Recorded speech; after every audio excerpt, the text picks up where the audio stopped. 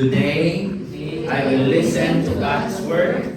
It empowers me by its instructions and corrections, giving me the strength to take the right direction and lead me deeper in the path of godliness. It was sent so I may be complete and equipped to every good work, to serve men and to glorify God. Palakpakan natin ang Panginoon. Take a seat and open your Bibles with me immediately on Colossians chapter 2. Bakit narinig ko ito pa? Sound check.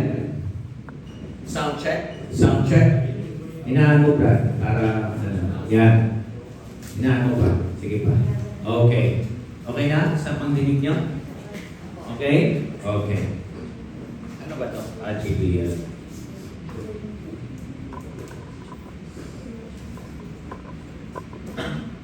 Colossians is a book where we take our theme for this year, complete in Christ.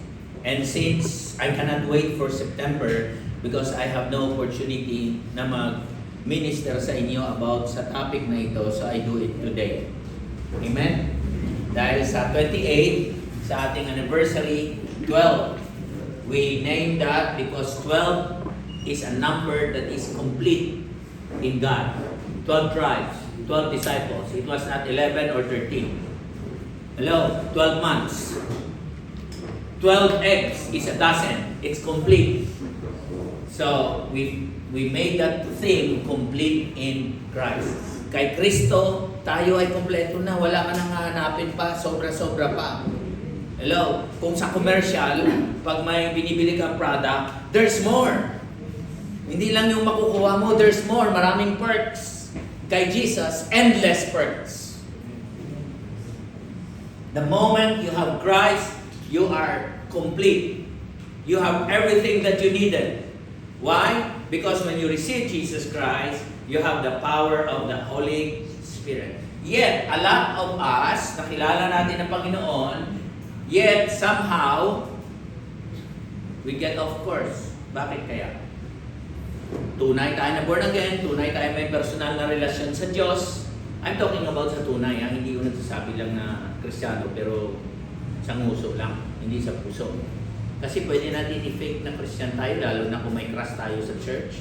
Punta tayo, nililigawan natin. Kaya tingnan niyo si Sister Janalyn, ang ganda-ganda niya ngayon. No? Siguro may boyfriend na. Praise the Lord. No? Saya ako kung meron na. No? But, we get off track, naliligaw tayo, ginagawa natin, sa pera natin, alam natin na pagkatiwala lang tayo ng Diyos, pero shopping tayo ng shopping, gala tayo ng gala, hindi na tayo minsan mag-church, hindi na natin inuuna si Lord. Why? Because we look for satisfaction somewhere else kahit Kristiyano na tayo. Maintindihan ko yung mga hindi Kristiyano. Yung nagpapayaman ng gusto, masarap maging kontraktor.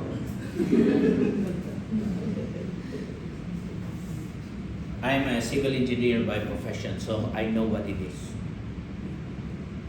Bago pa naman ako naging Kristiyano, ang tawag ko dyan, DPWH. Di ba? Department of Public Works and Highway Robbery.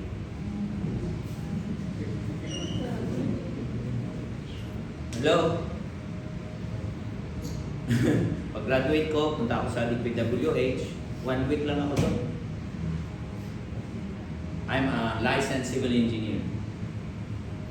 May backer pa, so tatay ko pa yung backer kasi yung district engineer ay brother mason niya. My father is a mason.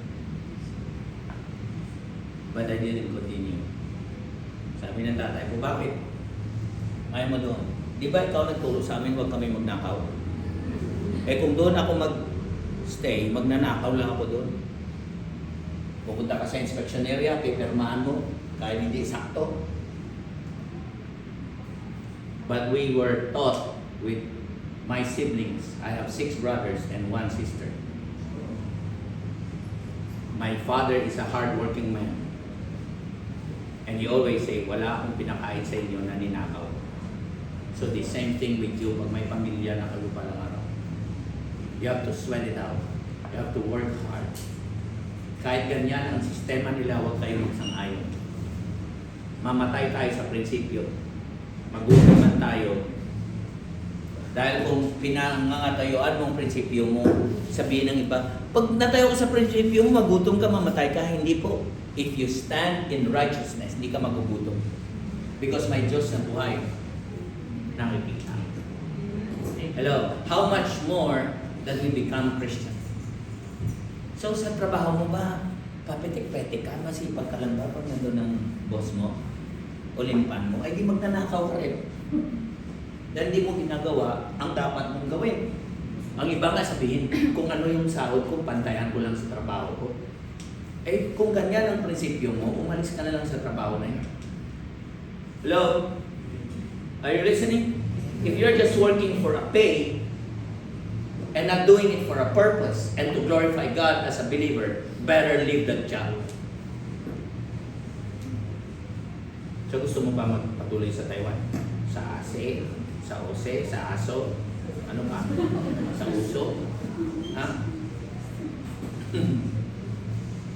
So that's the problem of Colossian Church. Bakit sa chapter 1, sinabi niya ang supremacy ni Jesus Christ? You could open your Bibles.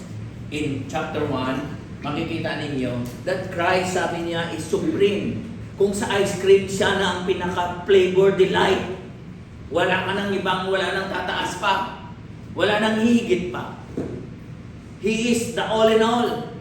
Bakit sinusulatan sila ni Apostol Pablo nito? Dahil the Colossian church is composed of Judaizers. They were Jewish religious people who got born again. And some Greek Gentiles also got born again who are in the church. So, na-born again sila, pero gusto pa nila dagdagan. Ang mga Jewish believers, sabi nila, hindi pwede na pag kumain tayo, kailangan maghugas kayo, mga hentel, kasi mga hentel, naghugas eh. So, they try to put legalism. Are you listening? To the church, yan ang background. That's the background. Napapaganon, is that Jordan? Oh, now you understand Tagalog, ha? Praise the Lord. So, they want to add more, but Paul is telling them that Christ is all in all. You know Him, I admire your faith in Him. Sabi niya sa chapter 1. And that's why in chapter 2, he still continue of that thought. I will read to you, chapter 2, verse 1 to 10. I want you to know how much I have agonized for you and for the church at Laodicea and for many other believers who have never met me personally. I want them to be encouraged and knit together by strong ties of what? Love. Kasi nadi-divide eh. Nag-aaway sila kasi gusto nila dagdagan. Ang mga Gentile believers, they have the Greek philosophy. So, inaan-on nila ang siguro si Apollo, Diyos din, diba? The Greek mythology. So, there's pati ang mga astrology, they believe on that. Kaya sa ngayon, walang pagkaiba. May mga Kristiyano na naniniwala ka sa zodiac sign. Cancer ka ba o Scorpio? Di tayo match. Born again na yan.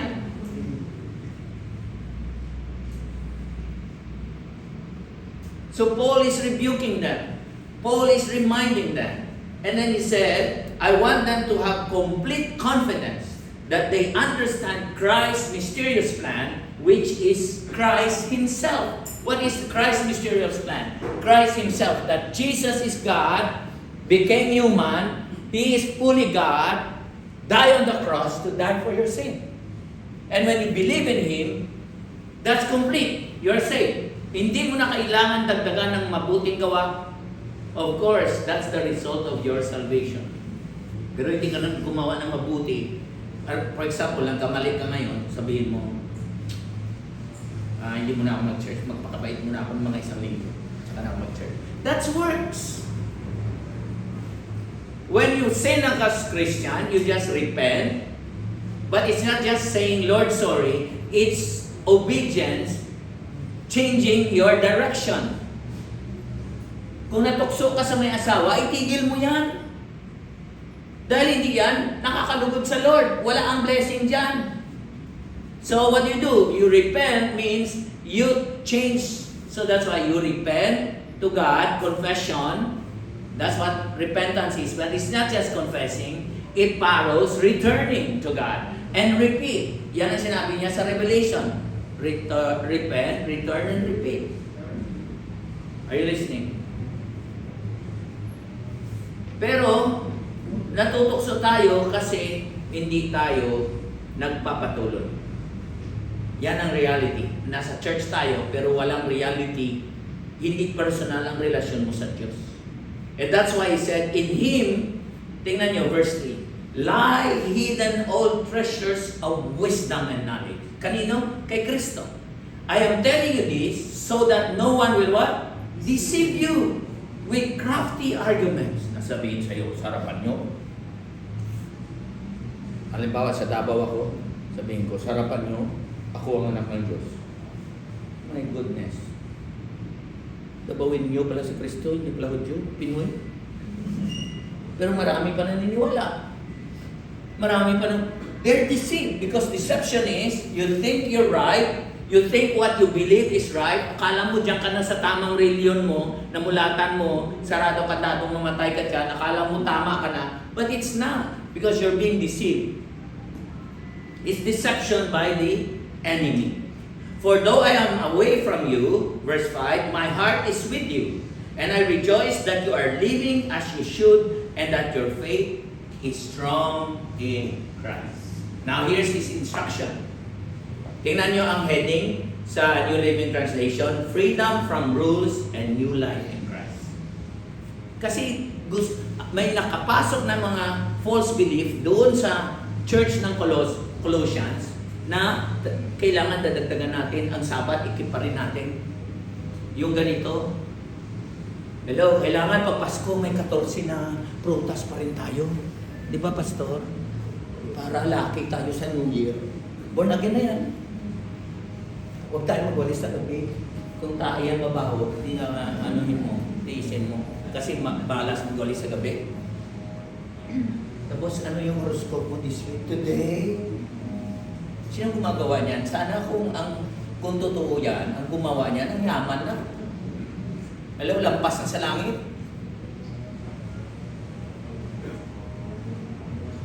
So they add on, though they were born again, they look for satisfaction in a wrong place. Are you listening? At ganyan din tayo. Pero ito ang instruction ni Paul. And now, verse 6, just as you accepted Christ, Jesus, as your Lord, you must continue to follow Him. Point number 1. Yan na, 3 C. Para hindi kayo mag-C. So 3 C ang puntos natin para madali nyo matandaan. Are you listening? Ang apelido ko nag-umpisa din sa C. Katoliko. Hindi, Celis. C. Continue in Christ. Parating natin maririnig sa mga pastor, even our very own Pastor Doy, my good pastor, sasabihin sa akin, Brad, patuloy lang. Patuloy lang tayo. Why? Patuloy saan? Sagutin niyo ano? Anong sabi ng verse? Continue To follow Him. But there's a requirement na tayo magpatuloy. Ano ang prerequisite? Paano natin masabi na magpapatuloy tayo? Ang sagot sa verse 7. Let your roots grow down in Him and let your lives be built on Him. Read Matthew 5, 6, 7. Ano sabi sa dulo? If you hear this word and do them, you will be like a house built on the rock. So what is he saying there? His word. To remain in His word. John 15, remain in me and I remain in you. To continue, to abide. Another word to remain there is to abide. Magpatuloy. Kung ayaw mo i-pronounce ng abide, di abidi. No? Abide in me, and I will abide in you. Meaning to say, if you continue in Him, Christ will remain in you. His Spirit is so powerful in your life because when you got born again, He gave you the Holy Spirit. So you are complete. Kaya marami sa atin, hindi natin naintindihan kung ano ang ating tinanggap. At hindi tayo nagpapatuloy na weaken ang ating faith because we are not grounded and rooted. Ang kahoy should be grounded and rooted. Amen? So kung hindi ka mag-remain sa word niya, may horoscope ka doon, may kasabihan ka doon, yung isang ugat mo nandun, yung isang ugat mo doon sa kabila. Ang itsura ng bunga mo, may para ang kamatis, pero parang santol. We have to remain. When we become Christian, we have to embrace the Bible fully. Never question the authority of the Word of God. Never question the perfection of God. The Bible says that His Word are flawless, without error, without fault. Kasi Pastor, di ko feel parang hindi totoo. I'll tell you 100%, your feeling is always wrong. Akala ko kasi siya na talaga. Yun ang akala mo.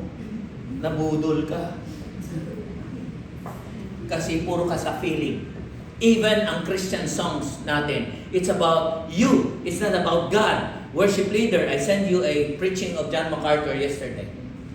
Piliin nyo ang song na it's about God, not about your feelings. I want to worship you, my God. Paano kung di mo nawan? Ha?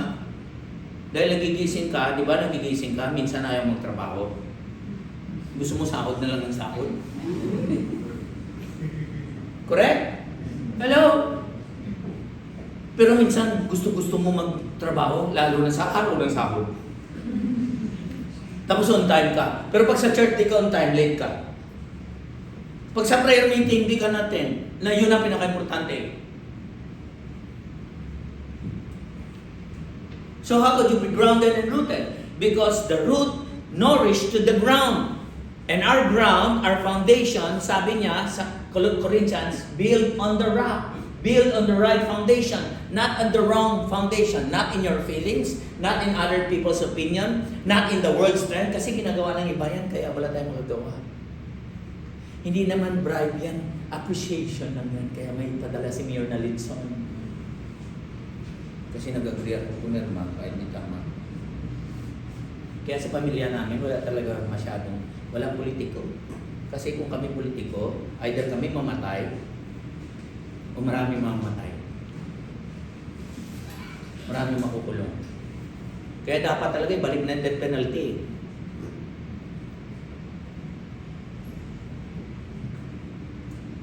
Tingnan natin magnakaw ka. Mahuli ka ng thunder. Bitay. Kaya lang ito mga nag-a-advocate ng mga equality, love the animals, but abort the children. Turn the world upside down. Amen? Accept everyone. Yeah, love everyone. But don't accept the lifestyle. Yeah, we have to accept because love accept.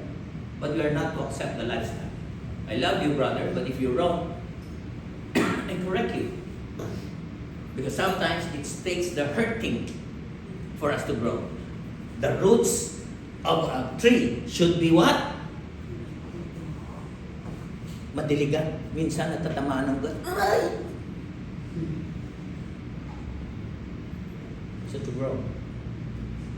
So if you are grounded in poison, on wrong theology, in wrong beliefs, that's why He warned us. Now, makikita, it will show in our life that we continue in God. How? What's the result? Then your faith will grow strong. Hello? Hindi ka, you're not a person that you got offended, you transfer another church. And you criticize the pastor. And you do that for years to years to years. You're immature. You're not grounded. Are you listening? Then, in the truth that you were taught, what's the truth? That Jesus is the Word of God. Jesus is the living Word of God. The truth is the Bible is the Word of God. That is what we are teaching here. Teach you how to pray. Address to the Father in the name of Jesus by the power of the Holy Spirit. So kung nagpipray ka, Lord Jesus, Lord, mali. It's wrong actually. You say, Our Father in heaven, I blah, blah, blah, blah, blah, and I ask this by faith in the power of the Holy Spirit through Jesus Christ, because He's the mediator. That's the right theology in prayer. But many of us will say, Holy Spirit, come, fall. No, he doesn't need to fall. He's already in your heart.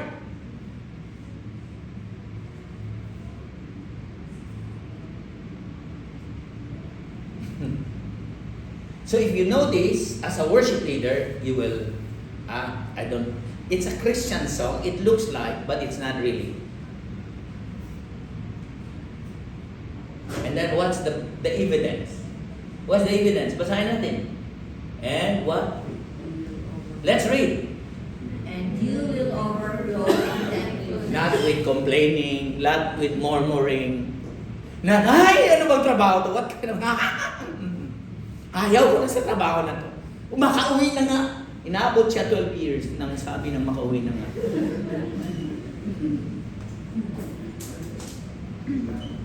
Oh, my wife is like this, I'm like that. It's like this. My children are like this, my job is like this. I don't like the church. The church is you. And the real church overflows with gratitude. Every day you wake up in the morning, you should have a smile on your face because you're alive. And God is with you. And so what do? You come to the Word of God. This is not a religious practice na para kang you will look like you're holy when you're... No, it's personal. You come to Him. Read His Word. By the way, are you continuing reading the Bible? Did I tell you to start last November? Are you now journeying? Because our theme is complete. You should completely finish the Bible reading it. Because who among you read the Bible? The whole Bible? Raise your hand. Only me? Taas yung kamay. Huwag maya. Not to boast. I'm just looking for statistics. Sino na sa inyo, who among you had already finished the Bible? The entire Bible? Just read. You don't need to study. Just read. Kahit di mo naintindihan, just read. Who among you read it? Oh, you see? Only a few hands. 10%. So how can we be rooted and grounded? So finish it. And then after you finish it, do it again. Repeat. Repeat and repeat. That's why it's called faithful. Faithful means you're consistent. You're walking. You choose to follow, no matter how hard it is. Whether your decision is not a popular decision, whether your family is against it, whether your friends are against it.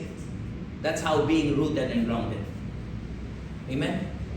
Hello? Because you and God, if you follow God, you and God is already a majority. You don't need someone else in making hard decisions in your life.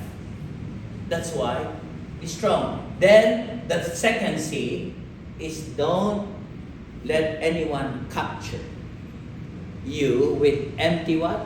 Philosophies and high-sounding nonsense that come from human thinking, from spiritual powers of this world rather than Christ. For the sake of time, ilalagay ko yan sa Logos today. What are those human philosophy? Those are what we call in modern terms, worldview. Ano ang worldview ngayon? Na tatlo na, hindi na nga tatlo eh. LGBTQR, ano? Oh. Dalawa lang. Pag may nakalawit dyan, lalaki. Pagbuka, babae. Wala nang iba. It doesn't matter kung ano tingin mo sa sarili mo sa salamin. It doesn't matter kung ano na-feel mo. The truth is, only male and female. Walang she-male and he-male. Adam and Eve, not Adam and Steve. That's the truth. And the world's view is, you're offensive. You're racist. Huh? Christianity is against racism. Are you listening? Christianity is against racism. But, tandaan nyo, I'm proud to be a Filipino, not because my parents are Filipino, because God chose me to be a Filipino. And I cannot be an American. Even now, I'm a Taiwanese citizen. By blood, may hugis, mukha bang in-check? Oo nga, Pastor, mukha bang in-check? But I'm a Filipino. You want to see my birth certificate? And I cannot change that. You know why? My race is sacred before God. And the second that is sacred before God is your sex. Male and female is sacred before God. God created you to be a woman. Don't change it. The Bible says it's an abomination before God. Are you listening? And here's the truth. Science already proved that by research that homosexuality, these people have mental illness. It's crazy. So you're crazy because you are a man and you say you're a woman. You are a woman and you say you're a man. Clear? And we try to justify by the law that we marry the same sex and it's called marriage. No. That's man's institution. God instituted marriage in Genesis between male and female. Even the animals, male and female, they mate together. Walang manok na, walang aso na parehas babae magme-mate. May nakita na kayo? Meron daw, pastor, sa science. Baliw! Crazy. So those are the worldview na sasabihin you're offensive. We are living in a world that we cannot voice our own freedom, the right to speak out of what we believe. They only want to speak up what they believe, and when we speak up what we believe, we are the bad ones. Because you know why? Because we live in a culture that we should be considerate to the feelings of others. That's why God gave you parents to discipline you, to whip you. But what does the liberal people say? Don't beat the child. That's child abuse. It's crazy. These are worldview that seeks to the church. And to now, at present, there are even gay and lesbian and homosexual ministers, pastors in the church. That is what we call already apostate. You know what is apostate? Here's the truth. Here's the darkness. Here's the kingdom of God. That's the kingdom of the devil. Here's darkness. Here's the wrong. Here's the false. Here's the truth. That church already there. Apostate. They already turned away from the truth. I don't know. It's not in my outline. I don't know why it's so hot today. So wag tayo. Ano ang tinuturo ng mundo? Materialism. I have to have more. 2 cars. Black and white. Another car, black and white. And we showcase it to the world. At ang mundo pumapalakpak. Nahalata na naninakaw.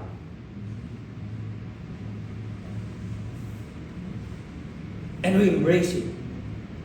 I have to have more, so I'll be happy. That's materialism. You know what's the second one? Individualism. You deserve that, pastor. You deserve that, girl. Go, I support you. What's that? Kristiyano magpo-post sa FB. I deserve this. Really? It's against the word of God. Why? You don't deserve anything. We don't deserve anything. All we have is by the grace of God. We are not to agree with that kind of thought. That's why, pag last time, dito ba yun or anyway, we have so many churches that we go different places. Somebody gave me a gift and, Pastor, this is our gift to you. You deserve it. And I say, politely, lovingly, sis, we don't deserve anything. We do it out of love. We don't give because you're good. We give because we love. Love, God's a cheerful giver. Right? As a parent, you still give to your children even they're bad. You still give them allowance. Even you're so angry, they don't obey you. But you give more if your child is obedient. Yes. Where is that instinct come from? From God. Because a child is always a child. No matter what. Hello? The Lord said, if your ungodly father give you good gifts, how much your heavenly Father will give you? He is a good God. So what Paul warns us, don't be captive. Don't be influenced. Huwag natin i-mix. Lalo na tayo na Pilipino, mahilig tayo sa ano? Halo-halo. Masarap. Mahilig din tayo sa sausawan. So ano nangyayari? We halo-halo ang kwento. May narinig tayo, alam mo, ganito. So inahalo-halo mo na, nakikisaw-saw ka pa. Don't you notice? You watch the documentary in Netflix, I Love Filipino. Nandun sa food, sister, food ka agad ang una-una. Mapansin mo lahat, kahit sa Pilipinas, whether you are from Pampanga, Ilocos, or Iloilo, kahit anong dish, may sawsawan. Hello? At habang nagsasawsaw tayo, nagkikisawsaw tayo sa kwento ng buhay ng iba. But we're already a Christian. Amen? Hello? Makisawsaw tayo, we deep, we involve talking about the goodness of God. We testify, not to be taken captive. Tingnan nyo. Hindi ko pa natapos. And from spiritual powers of this world. There are spiritual powers. Ano yun? Ang iba, Kristiyano na nagpatawas pa. Punta pa sa albularyo, sa manghuhula, sa card reading. Hello? Are you listening? Christian na, huwag daw magpalabas. May negosyo siya, ayaw niya magbayad sa Lunes kahit deadline. Kasi malas pag Lunes.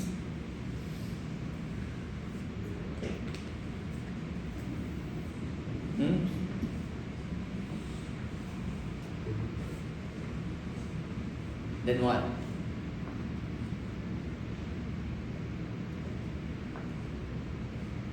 But rather in what? From Christ. Who is Christ? He is the author and finisher of our faith. We are to continue. Why? And we are to be warned. Kasi from time to time in church history, there will always be a teaching that is new, that will be introduced. And like people will go for it, looking for, oh, there's a new teaching there with this pastor, he's a prophet. Let's go there, there's a revival. And then he gets all your money. When it's new, it's not new. Because the Bible already there, 2,000 years ago. All we have to do is to read that old book. Nothing is new in there.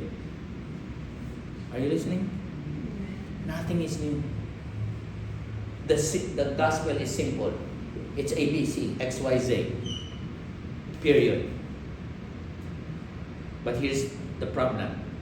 We do not apply it. When we read, it goes here, goes out here, not here, so we don't obey. Amen? And what is the result? Verse 10. Verse 9. For in Christ, tingnan nyo, lives all the fullness. What he mentioned on the supremacy of Christ in chapter 1. Of God. In what? Human body. Tanong, nagka-question pa ba kayo na si Kristo ay Diyos o hindi? Naniniwala pa ba kayo sa nagpipit na, si Jesus, tao lang yan. Oo, tao yan. Alam naman na hayop yan. Hindi lang tao lang yan. Yes, I agree with you. When someone preach you, Jesus is human, yes. But when they say, Jesus is just human, is not God, then I disagree with you. Because the Bible fully teach that He is 100% human, 100% God. Colossians chapter 2, verse 9. Is that not the Word of God? The fullness of God. Look at Jesus. I'll ask you, is He good? Is He compassionate? Is He judgmental? Is He critical? Did He love the homosexual? The adulterer? Tanong, did they agree on their lifestyle? No. What did He say to the adulterous woman? Go, your faith has saved you, has healed you. Go and sin no more. When you come to a real church, you come as who you are, but you go out no longer as who you are. You are a changed person. You are transformed, not improved, not renovated. Hello? Totally transformed. You don't renovate your life in Jesus because the Bible says you have to be low, you have to be a servant to be great among all. Hello? In the world, you have to be great to reach the top. In the world, you have to live your life, enjoy. No, you have to die. In the Bible, you have to die in order for you to be free. You have to die in order for you to live. Amen? The Bible says, those who keep his life will lose it. But those who lose his life for my sake, for Christ's sake, will have it. Amen? So let's not be taken captive. And the result, so you also are what? Complete. Through your union. That's the word. Because in verse 6 it said, since you already accepted. The word accept there is a one-time event. John 1:12, that you receive Jesus Christ, you believe and receive Him, you became God gave you the right to become children of God. So I always say, all people are created by God. Adam and Eve created by God. That's our roots, our origin. We didn't come from the monkey. Hello? Because the Bible says, the Lord let all the animals pass in front of Adam. And what did the Bible says? And Adam did not find a suitable partner for him. Praise God, hindi siya pumili ng baboy.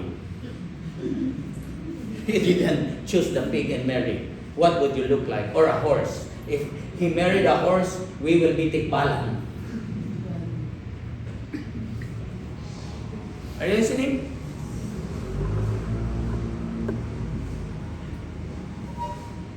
So it didn't come from monkey or evolution. You didn't evolve from creation in the garden before the fall. Adam and Eve is the most intelligent, the most superior, dominating the world. He named the animals he could control. Hello? Every animal he could dominate, would listen to him. But because of the fall, man went spiral downward. Why? Because alienated from God. Now we return to God. We are complete. You are the most superior human being. You know what? Because you have the superior, supreme God in you. You are complete. Hello? So don't find your satisfaction. Because the only answer that I will tell you in whatever you're going through in your life, nothing else.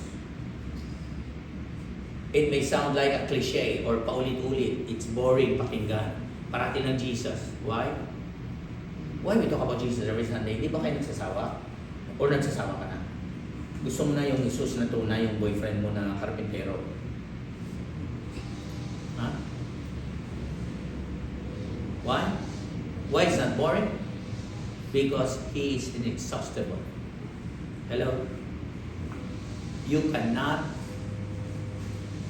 discover God totally, of who He is totally. But He gave you His Word.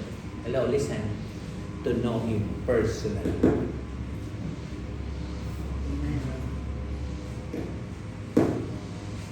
And that's more than enough. Because if you know God to His completeness in this body, you die.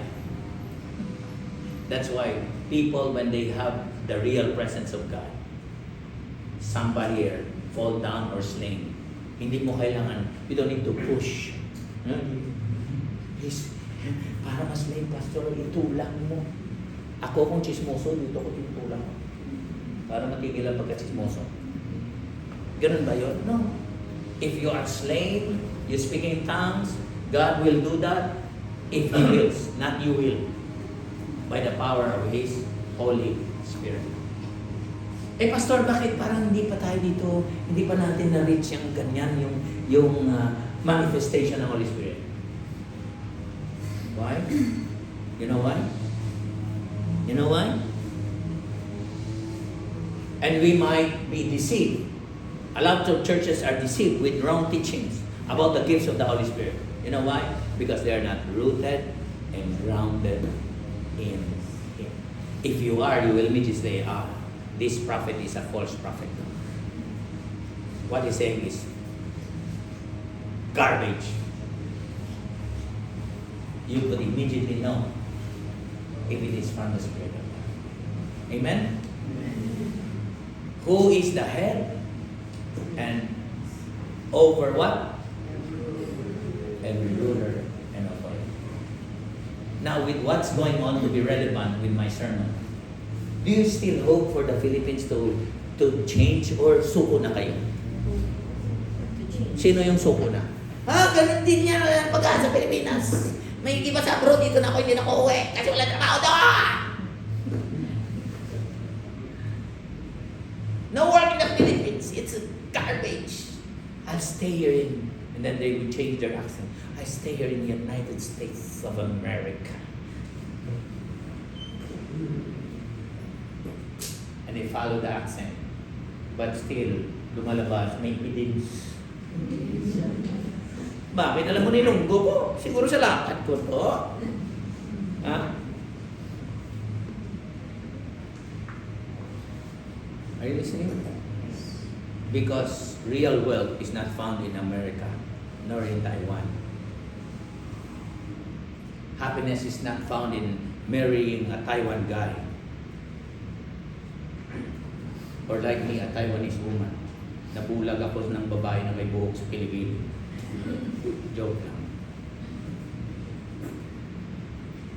Praise God, we celebrate 28 years.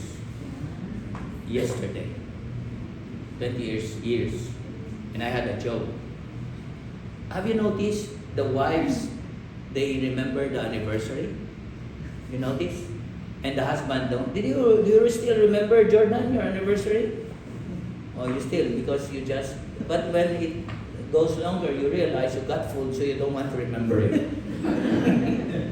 That's my joke.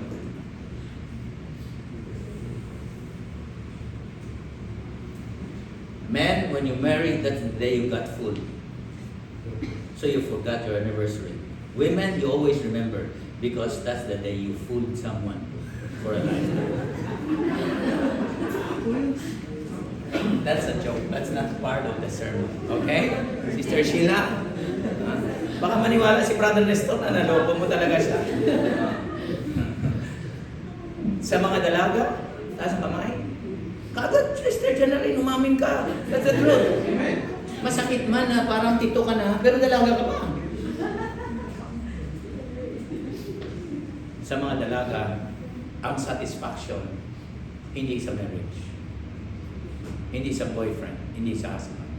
Ang completeness mo, sinabi lang, hindi sinabi ng Bible na, man is not complete without a woman. Only sinabi lang, it's not good for man to be alone. Women can be alone. They have a lot of avenues. They could do knitting, cooking. Men cannot stand to be alone. That's why my advice, when you're married, huwag kayo maghiwalay. Don't exchange the NT dollar to your marriage. Amen? Why? Because marriage is like our personal relationship with Jesus Christ. We cannot live our lives alone without Christ as believers. We cannot overcome this world. We will always be defeated if we are not to continue. Because if we don't, then we start to complain, then we look for somewhere else, and most probably we will be captivated, captured by the empty promises, philosophy, beliefs, worldview of the world. And we miss the point of our salvation. And that is what? To glorify God. Hello, when we sing here and the world hears, to them we are noisy, we're loud. Minsan nga noon nga, pinupulis pa tayo dito. Nagsawa na rin sila. We will be persecuted. Why? Because the world doesn't want that we glorify the real God. Hello? Everybody would say they believe God. But don't you notice, when someone preached that Jesus is God, that they get irritated. But if you say, do you believe in God? Yeah, I believe in God. But the moment you say, Jesus is God, oops, no, I don't believe that. Why? Because the gospel in itself is offensive. You cannot please everyone. You cannot win everyone. But it doesn't mean we stop sharing the gospel. Why? Because it's not winning people. Although that's the purpose. The purpose why you got born again. That Paul is saying you be complete. So that when we live with completeness in Christ, what do we have? As we close, huling seat. Di tatlo. The result is you have the confidence in your life. You won't look at yourself na, lang ako, I'm just a worm. Ano lang ako dito? No. You walk by faith, knowing that in Him you are complete. Knowing that you have everything at your disposal to stand for the wrong. You cannot say you cannot do it because you have the Holy Spirit in you. The power.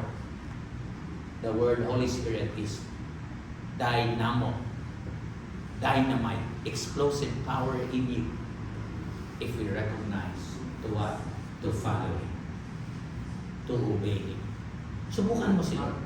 Subukan mo magbigay ka sa Panginoon na nararapat. At tingnan mo kung ano mangyari sa finances. Subukan mo na ayaw mo magpatawad kahit sa ginawa niya.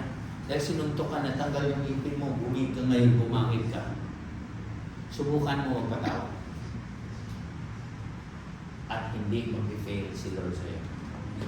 Mas masaya ka. Mas malaya ka. If you let go of your failures, if you forgive yourself as God forgive you, you are complete. Nothing is lacking. If you feel empty, na parang may kulang pa, it means you have to dig more. Let your root go down in the principle of God's word. And it will be challenged. Why? Dahil ang kahoy, the tree will have typhoon, will have winds, will have insects and everything. But you overcome because your roots are nourished deep below there. In Christ. Amen? Are you touched this morning? Are you moved? I won't say you're blessed because you're only blessed, sabi ni James, if you obey the word.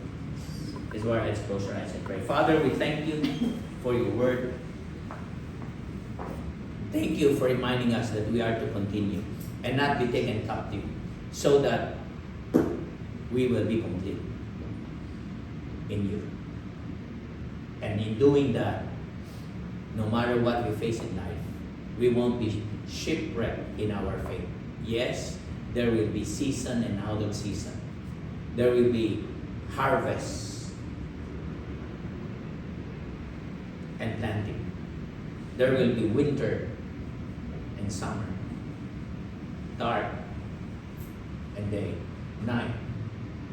There will be times of we are in need, but we will never be lacking anything. There will be time of abundance, but you, O God, is more than enough for us.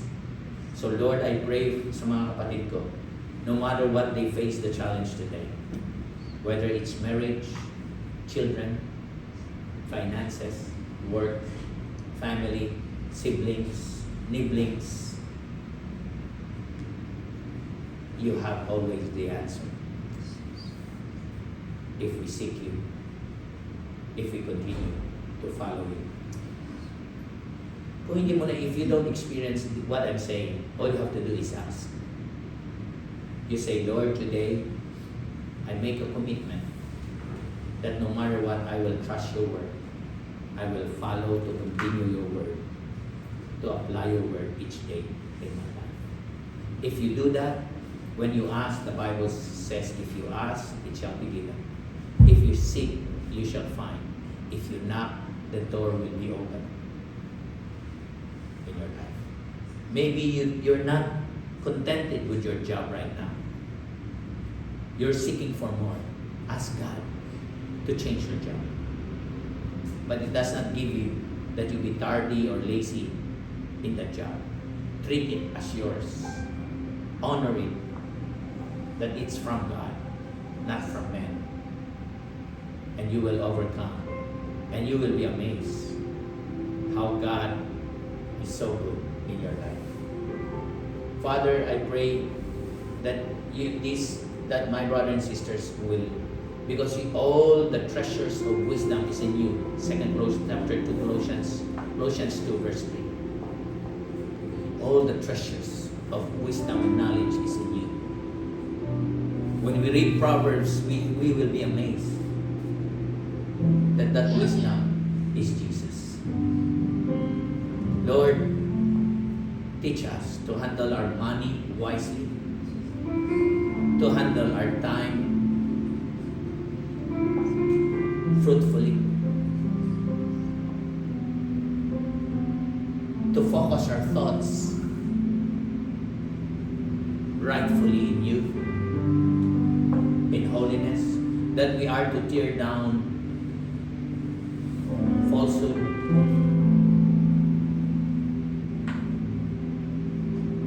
unholy thought.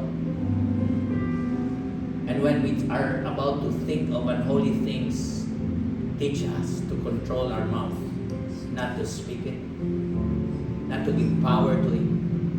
If we are doubtful and worried, we are not to spit it out.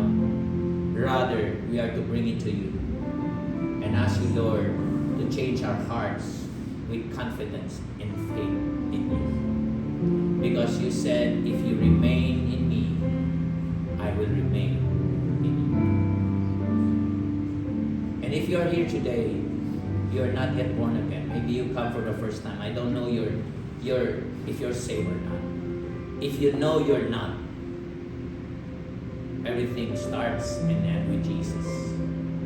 All you have to do is you say this with me today. If you want, you say, Lord, I repent of my sin. I admit that I am a sinner.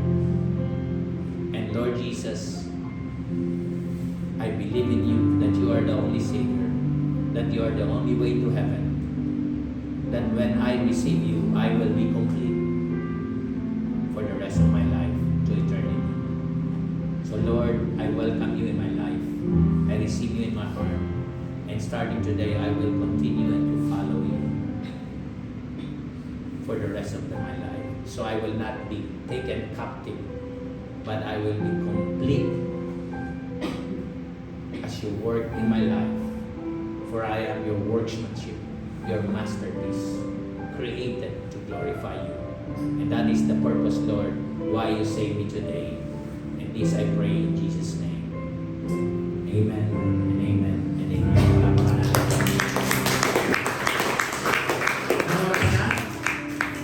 By the way, reminders, our deadline for our pledges will be on September 14. Please give all your contributions, even on your buses and food. Ibigay nyo na sa 14. Finance Committee, Ministry, ayaw ko na doon yung sa akin iabot ang mga contribution nyo doon sa celebration. Please. So that we could focus on people that we invite, we could celebrate, lahat tapos na, bayad na, nakolekta na. So ang hiningi namin sa inyo, do your part. Give your contribution. Give your pledges. What is the minimum? 1,000 each for the venue. Except yung inyong transportation, kayo mag-usap niya, and for your food. We will be having Pastor Jeff again, praise God, and Sister Jeline, and Pastor Reynard and wife Amy as our speaker. Amen po ba? Pastor Jeff, speaker natin siya last time. Remember? I think 2 years ago. And then last year, ako ang inyong speaker. And this year is Brother Reynard, or Pastor Reynard Rivera, the only son of Pastor Rene, from Australia. So we are blessed. They come by faith.